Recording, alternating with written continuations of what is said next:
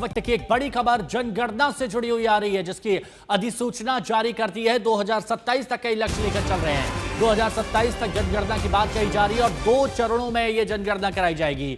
गृह मंत्रालय ने जनगणना की अधिसूचना जारी कर दी है। यह गजट नोटिफिकेशन इस वक्त हम आपको दिखा रहे हैं। 2 चरणों में जनगणना कराई जाएगी। पूरे देश में जनगणना होगी 2 चरणों में। 2027 में जनगणना कराने का ऐलान यहां पर किया गया है और केंद्रीय गृह मंत्री अमित शाह दिल्ली विज्ञान भवन में इस वक्त मौजूद है, अपनी बात रख रहे हैं। लेकिन ये बड़ी और अहम खबर इस वक्त की आपको बता रहे हैं। जनगणना की अधिसूचना गृह मंत्रालय ने जारी कर दी है। 2 चरणों में पूरे देश में जनगणना कराई जाएगी। अब पहला फेज क्या है?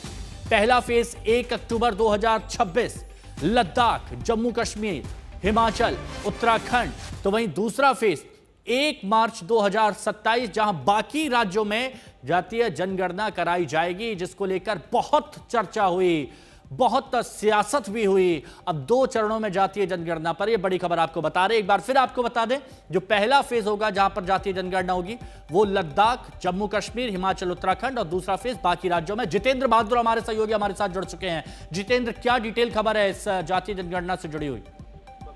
देखिए, जाति जनगणना को लेकर के और साथ ही जो सामान्य जनगणना होगी उसको लेकर के केंद्रीय गृह मंत्रालय की तरफ से एक नोटिफिकेशन जारी किया गया। आधिकारिक तौर पर यह कहा गया कि 1 मार्च 2027 तक इसको पूरी तरीके से कंप्लीट किया जाएगा। इसके साथ साथ आपको बता दें कि 2 चरणों में इसको 2 फेज में जनगणना कराया जाएगा। सबसे बड़ी बात यह है कि जो पहाड़ी इलाके हैं, जो स्नो बाउंड इलाके हैं, वहां पर जो जनगणना की शुरुआत है वो अक्टूबर 2026 से ही कर दी जाएगी। और उसमें तमाम चीजें, क्योंकि दिक्कतें होती हैं पहाड़ी इलाकों में, स्नो बाउंड इलाके में, वहां पर पहुंचना जो पर्यवेक्षक होते हैं, जो कि जनगणना अधिकारी होते हैं, उनको दिक्कत होती है।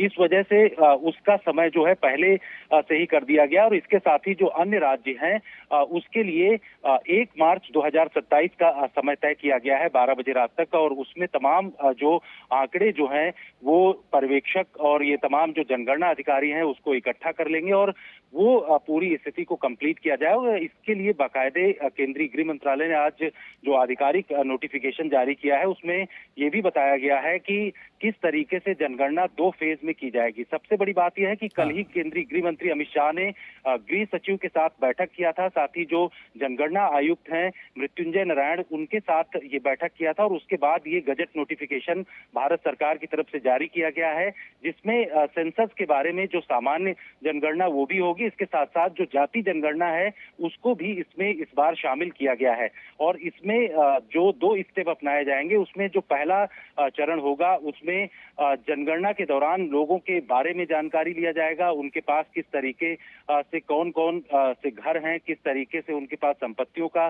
पूरा विवरण लिया जाएगा, विस्तृत जानकारी ली जाएगी। इसके साथ ही जो दूसरा चरण होगा उस दूसरे चरण में जाति जनगणना को लेकर के विस्तृत जो सवाल हैं वो पूछे जाएंगे। तो ये तमाम स्टेप उठाए जा रहे हैं। और इस बार सबसे खास बात हिमांशु ये है कि डिजिटल तरीके से जो जानकारियां हैं वो हासिल की जाएंगी और इससे किसी भी तरीके की त्रुटि ना हो, इन तमाम चीजों को लेकर के पर्याप्त संख्या में पर्यवेक्षक और जो जनगणना अधिकारी हैं उनकी तैनाती की जाएगी। करीब 34 लाख के आसपास जो जनगणना अधिकारी हैं पूरे देश भर में, ये अलग अलग जगहों पर जाएंगे। बिल्कुल, जैसे पहले रजिस्टर में पूरी जानकारी ली जाती थी, अब पूरा डिजिटली वो सारा डाटा लिया जाएगा। बहुत बहुत शुक्रिया आपका हमारे साथ जुड़ने के लिए।